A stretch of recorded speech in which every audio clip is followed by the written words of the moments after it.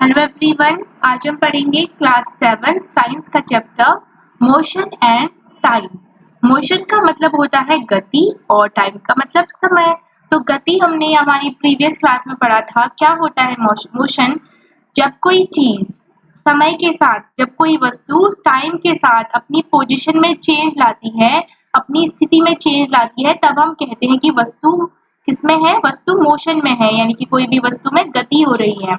In class 6 you learn about different types of motion. और कक्षा 6 में हमने बहुत प्रकार के मोशंस के बारे में पढ़ा था। जैसे हमने पढ़ा था कि जो मार्च पास्ट करते हैं सैनिक, उसमें उनका कौन सा मोशन होता है? उसमें होता है रेक्टिलिनियर मोशन, सरल रेखीय गति। You have learn that a motion could be along a straight line.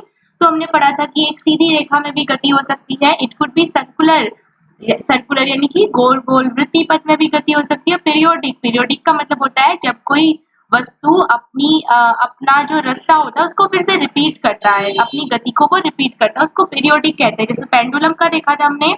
Can you recall these three types of motion? Table 13.1 gives some common example of motion. Identify the type of motion in each case. तो यहाँ पे column दिया गया, आपको बताना है कि कौन कौन सा मोशन इसमें हो रहा है। जैसे soldiers in a march past में सोल्जर कैसा मोशन करते हैं? Rectilinear motion. Bullock cart moving on the straight road. बैलगाड़ी है बिल्कुल सीधी रोड में, कैसा मोशन होगा? इसमें भी रेक्टिलिनियर होगा। Hands of an athlete in a race. किसी रेस में एक जो धावक होता है, एथलीट जो होता है, उसके हाथ कैसे मोशन करते हैं? आप देखेंगे कि जो उसके हाथ है वो पीरियोडिक मोशन कर रहे हैं। अपनी अपना जो वे है, जो उनका पाथ है, वो फिर से वही पाथ को रिपीट करती है। तो इसमें हमारा आ जाएगा periodic motion. Pedal of a cycle in motion. तो पैडल, जो साइकिल के जो पैडल है वो कैसा मोशन करते हैं? आप यहाँ पे बताएंगे मोशन ऑफ द अर्थ, बताएंगे मोशन ऑफ अ स्विंग। झूला कौन सी गति करता है? Motion of a pendulum. तो ये एग्जांपल आप करेंगे। It is common experience that the motion of some object is slow while that of some other is fast. तो आपने भी देखा होगा कि कुछ चीजें तो बहुत तेजी से जाती है, कुछ कुछ बहुत धीरे धीरे जाती है। ठीक है।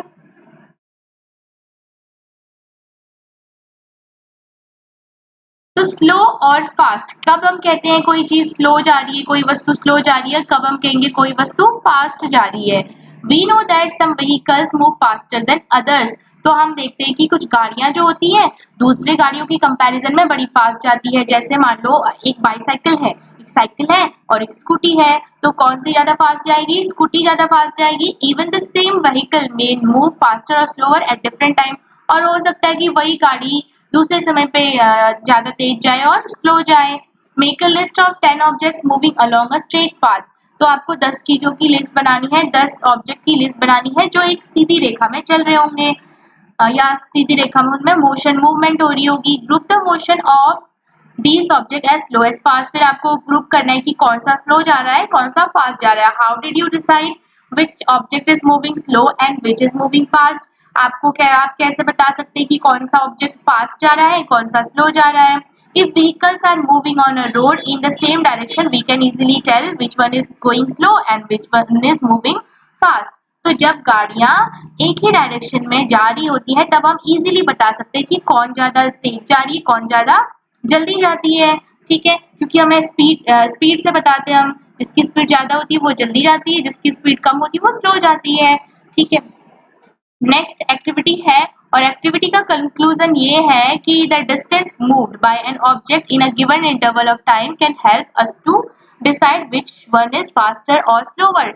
तो हम जनरली पता कैसे करते हैं? मान लो 10 किलोमीटर की दूरी है, ठीक है, और एक गाड़ी इसको ट्रैवल कर रही है, एक गाड़ी इसको यहाँ पे पहुंच रही है, 10 किलोमीटर की जो दूरी है उसको पूरा कर रही है। कब? कितने टाइम में? 2 घंटे में मान लो, सॉरी 1 घंटे में मान लेते हैं। आप कुछ भी मान सकते हैं, बस इमेजिन करना है, मानना है यहाँ पे। ठीक है। और मान लो दूसरी जो गाड़ी है वो ले रही है 5 घंटे, 10 किलोमीटर 5 घंटे। तो कौन सी स्पीड जा रही है, कौन सी फास्ट जा रही है? जो फर्स्ट वाली थी, जो 10 किलोमीटर की दूरी है उसको 2 घंटे या 1 घंटे में कंप्लीट कर रही है, वो फास्ट जा रही है दूसरे की कंपैरिजन में। ठीक है। तो हम कैसे पता करते हैं कि कोई भी वस्तु जो है वो फास्ट है, स्लो है? हम क्या करते हैं, हम ये देखते हैं कि जो दूरी है वो कब कितने समय में तय की गई है वस्तुओं के द्वारा। अगर एक निश्चित दूरी को तय करने में कोई वस्तु ज्यादा समय लेता है तो वो स्लो जा रही है, और वही दूरी तय करने में कोई वस्तु कम समय लेता है तो वो फास्ट जा रही है। सिंपल है। For example, imagine that you have gone to see off your friend at bus stand. तो वही एग्जाम्पल है कि मान लो आप अपने फ्रेंड को सी ऑफ करने छोड़ने जा रहे हो बस स्टैंड में। Suppose you start pedalling your bicycle. मान लो आप पैडल मारना शुरू करते हो अपनी बाईसाइकिल में। At the time as the bus begins to move, the distance covered by you after 5 minutes would be much smaller than the covered by bus. तो आप ऑब्वियसली जो बस है वो ज्यादा तेजी से चलेगी। Would you say that the bus is moving faster than the bicycle? हाँ, हम कह सकते हैं कि जो बस है वो बाइसाइकिल से ज्यादा तेज चल रही है। We often say that the faster vehicle has a higher speed. तो हम ये भी कहते हैं कि जो faster vehicles है उनकी स्पीड ज्यादा होती है। In a 100-meter race, जैसा 100 मीटर की कोई दौड़ है, it is easy to decide whose speed is the highest. तो आप इजीली बता सकते हो कि किसकी स्पीड सबसे ज्यादा है। कैसे बताओगे? जो सबसे जल्दी पहुंचेगा उसी की तो स्पीड सबसे ज्यादा होगी। जो उस दी हुई डिस्टेंस कितनी है? 100 मीटर है। तो जो 100 मीटर दूरी को सबसे जल्दी कवर करेगा वही तो सबसे ज्यादा फास्ट होगा। One who takes shortest time to cover the distance of 100 meter has the highest speed. तो 100 मीटर की दौड़ में जो 100 मीटर जो डिस्टेंस आपको दिया है उस डिस्टेंस को जो सबसे जल्दी कवर करेगा वही तो सबसे ज्यादा फास्ट जाएगा। अब हम पढ़ेंगे स्पीड। ये स्पीड होता क्या है? ठीक है, हमने बोल दिया कि जो जिनकी स्पीड ज्यादा होती है वो फास्ट जाती है और जिनकी स्पीड कम होती है वो स्लो जाती है। पर ये स्पीड हम इसको डिफाइन करेंगे कैसे? You are probably familiar with the word speed. तो आप बोलते ही होंगे कि स्पीड इसकी ज्यादा है, वो गाड़ी तो बहुत स्पीड चलती है ना, या वो गाड़ी बहुत स्पीड चलाता है। In the example given above, a higher speed seems to indicate that given distance has been covered in a shorter time. तो हायर स्पीड का मतलब क्या है? स्पीड ज्यादा होगी तो जो दी गई दूरी होगी वो कम समय में तय हो जाएगी, और larger distance covered in a given time. ठीक है, तो अगर स्पीड ज्यादा होगी तो हम कह सकते हैं कि जो ज्यादा डिस्टेंस है वो हम कम समय में तय कर सकते हैं। The most convenient way to find out which of the two or more objects is moving faster is to compare the distances moved by them in a unit time.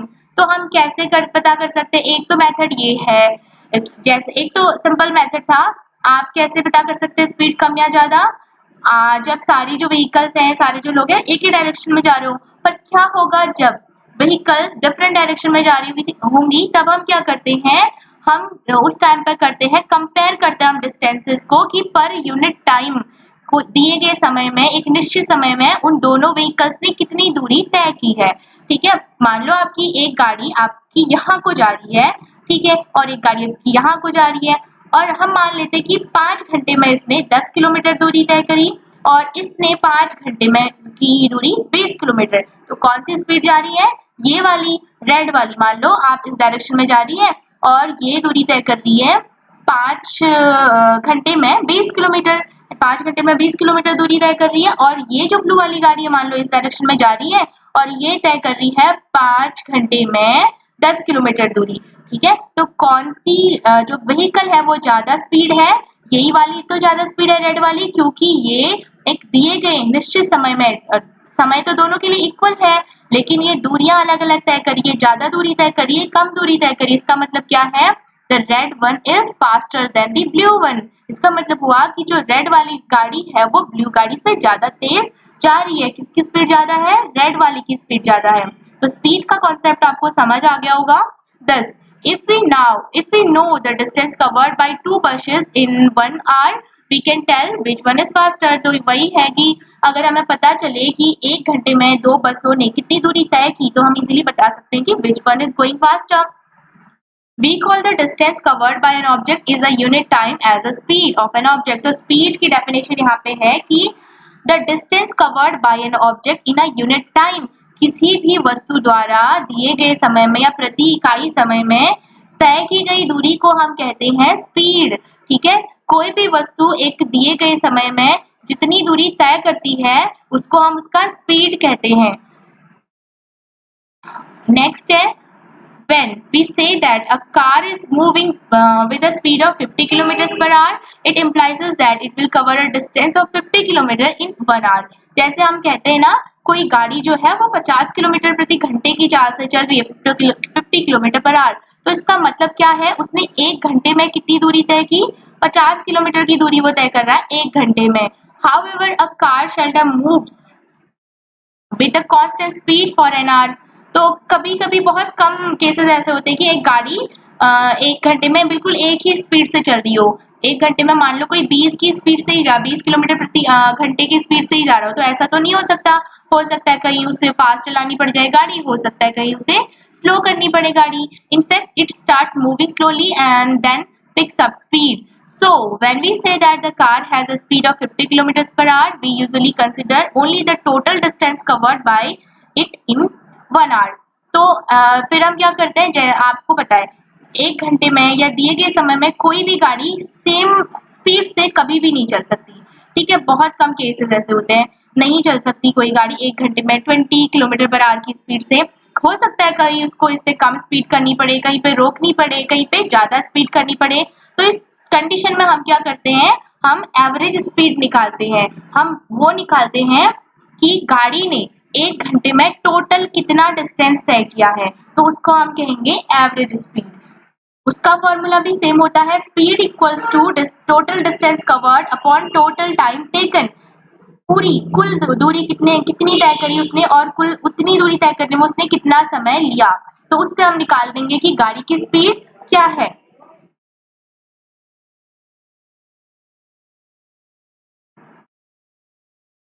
The speed calculated here is actually the average speed of the car.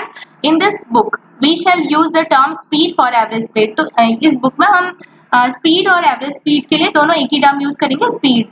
So for us the speed is the total distance covered divided by the total time taken. तो हमारे लिए speed क्या है, speed का formula क्या है, total distance covered in a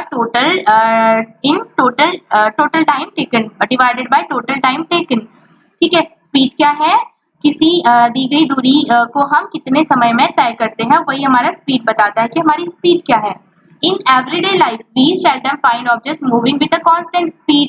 तो हम देखते हैं कि बहुत कम वस्तुएं जो होती है एक ही स्पीड से जा रही होती है. If the speed of an object moving along a straight line keeps changing, its motion is said to be non-uniform. तो अगर कोई ऑब्जेक्ट है वो स्ट्रेट लाइन में मूव कर रहा है और उसकी स्पीड चेंज होती जा रही है, ठीक है, तो इस तरह का जो मोशन होता है उसको हम कहते हैं नॉन यूनिफॉर्म मोशन. ठीक है, यानी कि इसका मतलब हुआ अगर कोई व्हीकल या कोई भी व्यक्ति कोई भी वस्तु दिए गए समय में उसका टाइम सेम है लेकिन वो डिस्टेंस अलग अलग तय कर रही है, या फिर हम कह सकते हैं कि उसकी स्पीड अलग अलग है. मान लो उसने क्या किया, 1 घंटे में वो 1 घंटा वो चली 20 किलोमीटर पर आवर की स्पीड से, दूसरे घंटे में वो चली 30 किलोमीटर पर आवर की स्पीड से, तो उसकी स्पीड सेम नहीं है ना. पहले में वो चल रही है 20 किलोमीटर पर आवर, सेकंड में वो चल रही है 30 किलोमीटर और फिर उसकी स्पीड हो गई 10 किलोमीटर पर आवर. तो उसकी स्पीड जो है यूनिफॉर्म नहीं है, एक जैसी नहीं है, तो इसको हम कहेंगे non uniform motion. On the other hand, an object moving along a straight line with a constant speed is said to be a uniform motion. और वहीं दूसरी ओर हम कहते हैं कि जब कोई वस्तु किसी सीधी रेखा में समान चाल से चल रही है, मान लो कोई स्ट्रेट लाइन है और कोई गाड़ी यहाँ से यहाँ तक उसको पहुँचना है और स्ट्रेट लाइन के थ्रू उसको जाना है और वो 20 किलोमीटर पर आवर की स्पीड से ही जाती है और यहाँ पहुँच जाती है, तो इस तरह का मोशन क्या कहलाएगा, यूनिफॉर्म मोशन कहलाएगा. In this case, the average speed is the same as the actual speed. तो इस केस में जो एवरेज स्पीड होता है वही हमारा एक्चुअल स्पीड होता है. इनकी फॉर्मूला दोनों के लिए एक ही यूज होगा. We can determine the speed of a given object once we can measure the time taken by it to cover a certain distance. और स्पीड हम कैसे निकाल सकते हैं, देखो हमारे पास दो चीजें होनी चाहिए. एक तो हमारे पास डिस्टेंस होना चाहिए कि कितनी दूरी उसने तय की और कितने समय में तय की. तो इजीली हम स्पीड का पता कर सकते हैं कि उसकी स्पीड क्या है. क्या करेंगे, हम डिस्टेंस को डिवाइड कर देंगे जितना टाइम उसने लिया है. अब है कि ये टाइम मेजर कैसे होता है, कैसे पहले के लोगों को टाइम का पता चलता था. If you did not have a clock, how would you decide that time of the day is. तो अगर आपके पास घड़ी नहीं है तो कैसे पता करते हो आप Have you ever wondered how our elders could tell the approximate time of the day by just looking at shadows? आपने देखा होगा हमारे जो बड़े हैं वो बिना घड़ी को देखे हुए बता देते हैं कि छाया को देखते हुए बताते हैं कि टाइम कितना हो रहा होगा, लगभग बताते हैं ना approx. How do we measure time interval of a month, year? और हम जो टाइम इंटरवल्स होते हैं जैसे महीना और साल, उसका कैसे पता करते हैं कि अब एक महीना पूरा हो गया है, अब एक साल पूरा हो गया है? Our ancestor noticed that many events in nature repeat themselves after definite intervals of time. तो हमारे जो पूर्वज थे उन्होंने नोटिस किया था कि प्रकृति में कुछ ऐसी घटनाएं होती है जो कुछ इंटरवल के बाद, कुछ समय के बाद रिपीट होती है। ठीक है, for example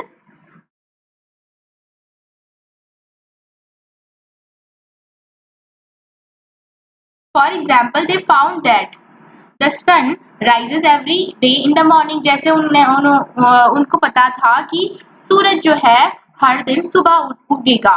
the time between one sunrise and the next was called the day. तो उन्होंने क्या पता किया, उन्होंने फिर ऐसे मान लिया कि एक सनराइज से दूसरे सनराइज के बीच का जो टाइम होता है, जो टाइम इंटरवल होता है, उसको उन्होंने एक दिन बोल दिया। Similarly a month was measured from one new moon to the next.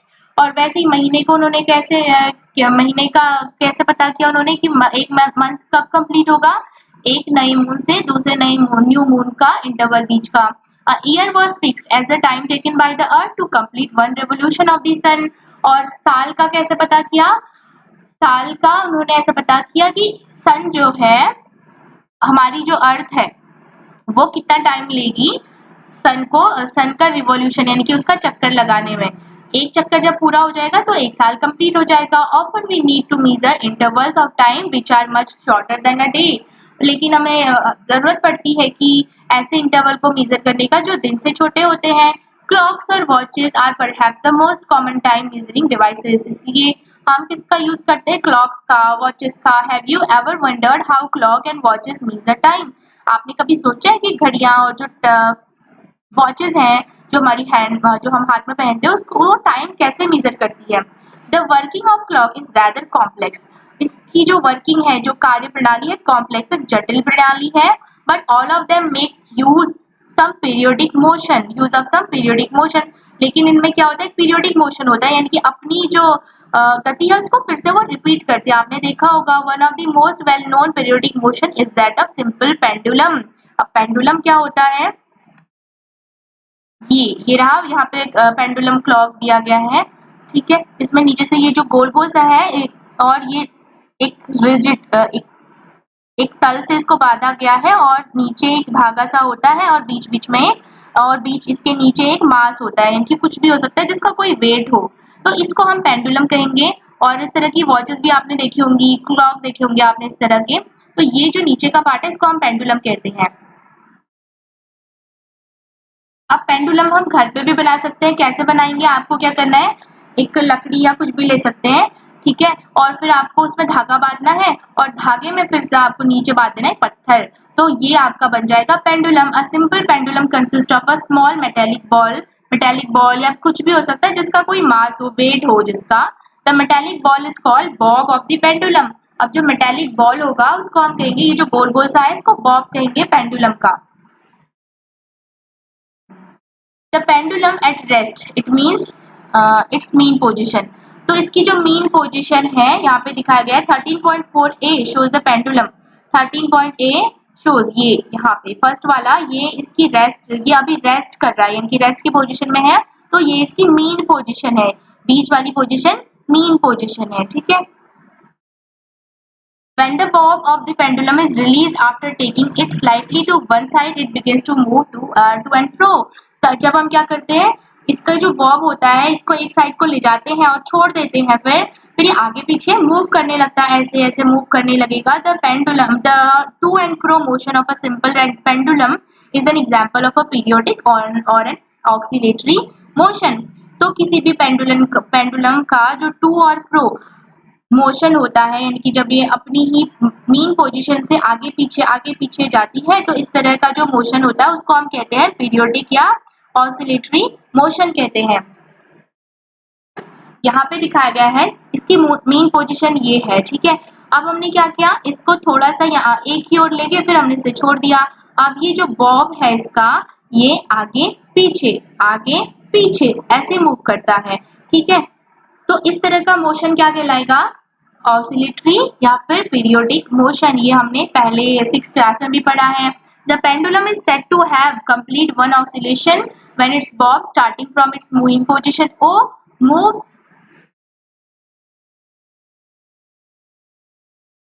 moves to A to B and back to O। तो ऑसिलेशन का किसे कहते हैं? ऑसिलेशन, एक कंप्लीट ऑसिलेशन कब होता है? जब इसको हमने O से शुरू किया, है ना, O से शुरू किया, फिर हम यहाँ A तक ले गए इसको, और जब हमने इसे छोड़ा फिर ये B गया, फिर A तक आया, और जब ये वापस O तक जाएगा तो ये पूरा क्या कहलाएगा? ऑसिलेशन कहलाएगा। नेक्स्ट है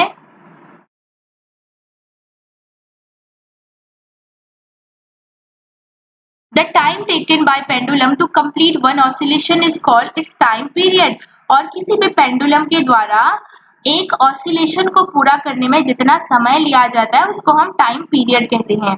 किसी भी पेंडुलम के द्वारा एक ऑसिलेशन को पूरा करने में जितना समय लिया जाता है उसको हम कहेंगे time period.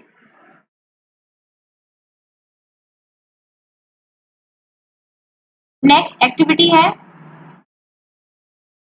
Activity 13.2 set up the simple pendulum as shown in figure 13.4।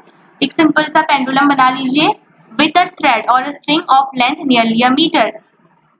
Switch off any fans nearby, और पंखे वगैरह चल रहे हैं तो बंद कर लीजिए। Let the bob of the pendulum come to rest, पहले जो बॉब है उसको रेस्ट की पोजीशन पे आने दीजिए। मार्क द मीन पोजीशन, फिर जो रेस्ट की पोजीशन है वहां पे उसकी मीन पोजीशन आप नोट कर लेंगे, मार्क कर लेंगे कि कहाँ पे है।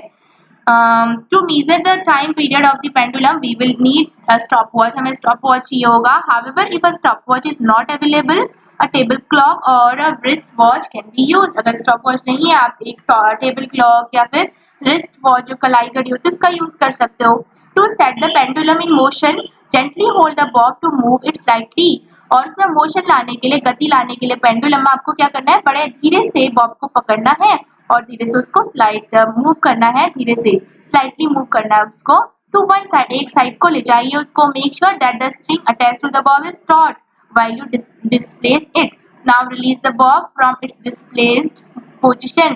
फिर क्या करना है? जैसे आपने क्या किया, बॉब को स्लाइटली आप यहाँ ले गए, फिर इसको रिलीज कर दीजिए, छोड़ दीजिए, ठीक है। Note the time on the clock when the bob is at the mean position, और जब वो मीन पोजीशन में होता है तब टाइम नोट कीजिए। Instead of the mean position you may note the time when the bob is at one of the extreme position। measure the time the pendulum takes to complete 20 oscillation, और measure कीजिए कि 20 oscillations पूरा करने में जो pendulum है, जो Bob है, वो कितना टाइम ले रहा है। Record your observation in table 13.2 यहाँ पे दी गई है, इसमें रिकॉर्ड करना है। The first observation show is just a sample, your observation could be different from this. पहला तो आपको सैंपल के लिए दिया गया, आपकी और भी ऑब्जर्वेशन हो सकती हैं। Repeat this activity a few times and record your observation by dividing the time taken for 20 oscillation by 20। Get the time taken for one oscillation or the time period of the pendulum। तो यहाँ पे क्या दिया गया है? 20 oscillations के लिए कितना, किससे डिवाइड किया गया है? 20 से डिवाइड किया गया। Is the time period of your pendulum nearly the same in all cases? तो क्या आपका जो पेंडुलम का टाइम पीरियड है वो हर केस में एक जैसा आएगा? Note that a slight change in the initial displacement। Initial displacement का मतलब हुआ कि मान लो आपने पेंडुलम को पहले यहाँ से मूव किया, स्लाइडली यहाँ से मूव किया ए से, अब दूसरे केस में आप ले गए पेंडुलम को यहाँ और आपने फिर यहाँ से छोड़ दिया, तो आप देखेंगे कि हर बारी उसका जो टाइम पीरियड है वो सेम आएगा, ठीक है। टाइम पीरियड हमेशा सेम आएगा चाहे उसका डिस्प्लेसमेंट कुछ भी हो।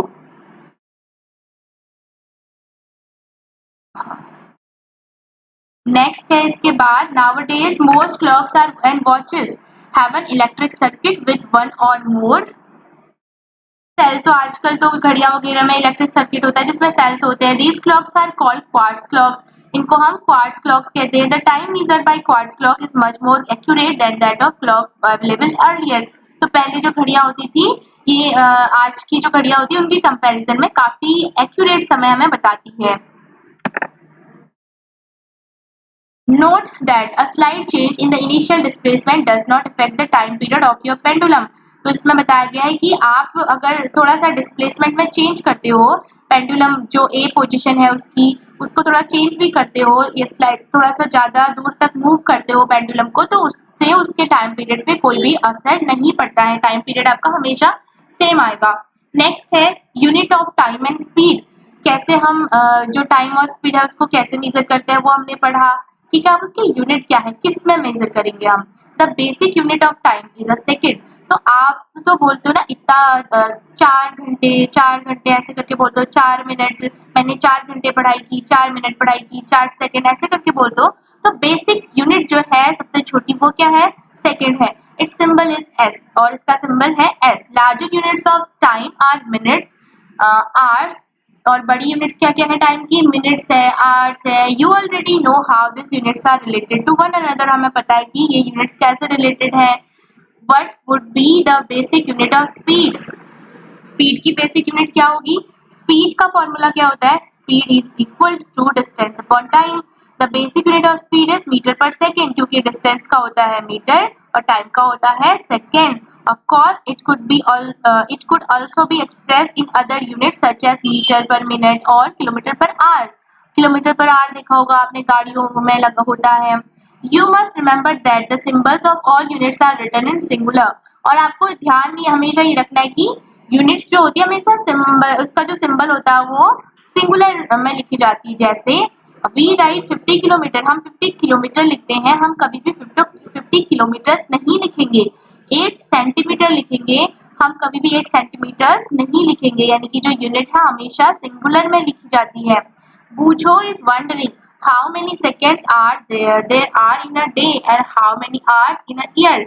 अब बूझो उसको कंफ्यूज हो रहा है, बूझो कि एक दिन में कितने सेकंड होते हैं और एक साल में कितने ईयर्स होते हैं। तो आप ये कर सकते हो, आपका ये होमवर्क है, ता करके आप जैसे कर सकते हो कि 1 मिनट में कितने सेकंड होते हैं, ठीक है, फिर 60 मिनट में कितने सेकंड होते हैं, और फिर पूरे दिन में कितने घंटे होते हैं और उतने घंटों में कितने सेकंड्स होंगे। इस तरह से आप पता कर सकते हैं। ये क्वेश्चन आपका होमवर्क है। नेक्स्ट है different units of time are use depending on the need. तो हम यूनिट्स का यूज कर रहे हैं नीड के according. For example, it is convenient to express your age in years rather than in days or hours. आप कभी भी अपनी एज को दिनों या घंटों में व्यक्त नहीं करते हो, आप कैसे व्यक्त करते हो, ईयर्स, सालों में व्यक्त करते हो। तो डिपेंड कर रहा है यूनिट किस पे डिपेंड कर रही है, उसकी नीड पे, किस पर्पस के लिए हम उसका यूज कर रहे हैं। Similarly it will not be wise to express in years the time taken by you to cover the distance between your home and your school. वैसे ही आपके घर और स्कूल की दूरी आप कितने समय में कवर करते हो उसको आप कभी भी ईयर्स में नहीं बताओगे, ठीक है।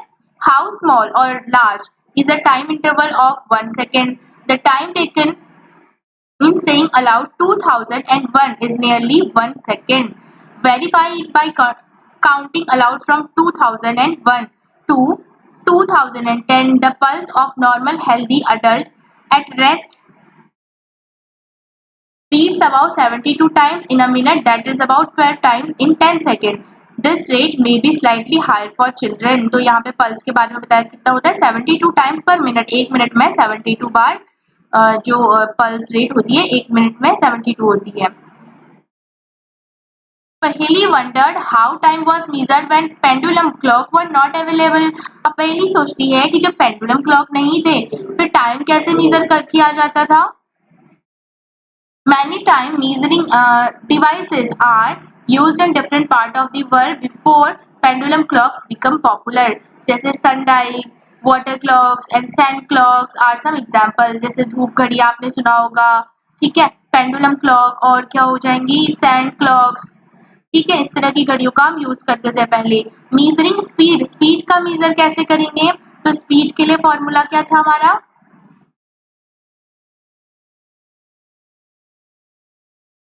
स्पीड बराबर था speed equal to distance upon time. तो इस तरह से हम मेजर कर सकते हैं। एक चीज, हम दो चीजें हमको पता होनी चाहिए, डिस्टेंस पता होना चाहिए और टाइम पता होना चाहिए, तो हम स्पीड को मेजर कर सकते हैं और डिस्टेंस को भी मेजर कर सकते हैं। इस तरह से डिस्टेंस कैसे निकालेंगे, speed into time. You can also find the time of an object would take to cover a distance while moving with a given speed. और आप टाइम भी निकाल सकते हैं, आपको स्पीड पता होना चाहिए, डिस्टेंस पता होना चाहिए, तो आप इजीली टाइम निकाल सकते हैं। कैसे निकालेंगे? Time equal to distance upon speed. ठीक है, नेक्स्ट है you might have seen a meter fitted on top of scooter or motorcycle. तो टॉपिक है इसमें, हाँ टॉपिक वही है कि कैसे मेजर करते हैं, क्या क्या ऐसे डिवाइसेस हैं जो स्पीड को मेजर करते हैं। तो फॉर्मूला है हमारा, लेकिन डिवाइसेस ऐसी कौन कौन सी है। तो आपने देखा होगा गाड़ी में कुछ सेमी सर्कुलर होता है ना, स्पीडोमीटर कहते हैं जिसको, जो स्पीड बताती है, इसमें किलोमीटर पर आवर ऐसे करके लिखा होता है। You might have seen a meter fitted on top of scooter or a motorcycle. ठीक है, होता है मोटरसाइकिल या स्कूटर वगैरह में।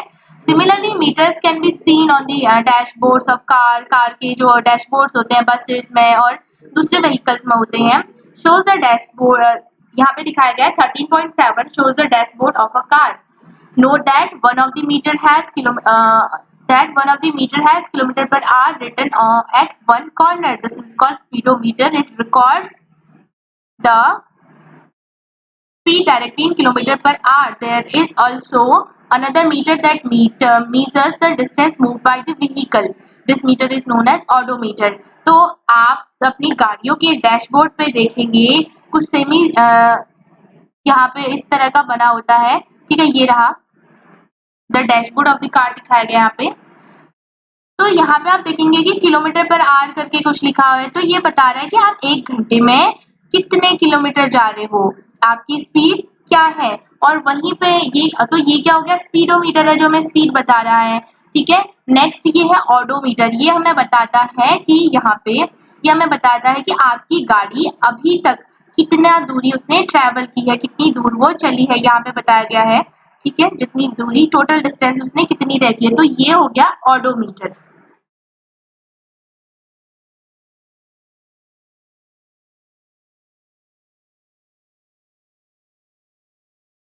While going for a school picnic, Paheli decided to note the reading on odometer of the bus after every 30 minutes till the end of the journey। तो ये तो पहली एक्टिविटी के बारे में है कि पहली अपने पिकनिक पे गई, उसने क्या किया, अपने ऑडोमीटर देखा और वो देख रही है कि आफ्टर हर 30 मिनट के बाद वो ऑडोमीटर देखती कि कितनी दूरी वो जा रहे हैं।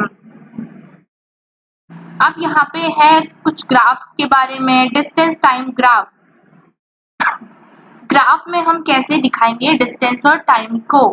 You might have seen that newspaper, magazine, etc. present information in various forms of graph to make it interesting। तो इस तरह का आपने देखा होगा न्यूज़पेपर में, कहीं भी देखा होगा मैगजीन्स में। The type of graph shown in figure 13.8 is known as a bar graph। तो यहाँ पे ये जो ग्राफ दिया गया है ये है हमारा बार ग्राफ, इसको कहते हैं बार ग्राफ। बार्स दिखाए गए ना, बार्स के थ्रू हमें कोई इंफॉर्मेशन दी जा रही है, तो ये हो गया हमारा बार ग्राफ। नेक्स्ट जो टाइप होता है ये यहाँ पे दिखाया गया है कि हमारे एटमॉस्फेयर में कितनी जो गैसेस है वो कितनी है और क्या क्या है उनका कंपोजिशन। तो ये जो ग्राफ होता है इसको हम कहते हैं पाई चार्ट। ये ग्राफ है पाई चार्ट। और हमारा जो डिस्टेंस और टाइम है हमेशा लाइन ग्राफ में दिखाया जाता है। डिस्टेंस और टाइम का जो ग्राफ है वो लाइन ग्राफ में दिखाया जाता है। ये रहा लाइन ग्राफ।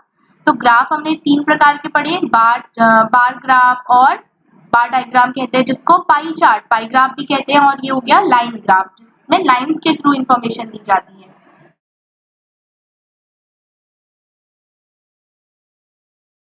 अब इसे समझना कैसे है, देखो यहाँ पे दिया गया टाइम इन मिनट्स, ठीक है, और यहाँ पे दिखाया गया डिस्टेंस इन किलोमीटर। मान लीजिए यहाँ पे दिया है कि 1 मिनट में कोई गाड़ी कहाँ कितनी चल रही है, 1 किलोमीटर चल रही है। ठीक है, तो इस तरह से यहाँ पे पॉइंट कर देंगे। और 2 मिनट में वो चल रही है 2 किलोमीटर, और 3 मिनट में 3 किलोमीटर। तो पॉइंट पॉइंट बनाते जाएंगे, फिर हमें पॉइंट्स को सारे मैच कर देना है। तो इस तरह से हमारा जो लाइन ग्राफ है वो बन जाता है।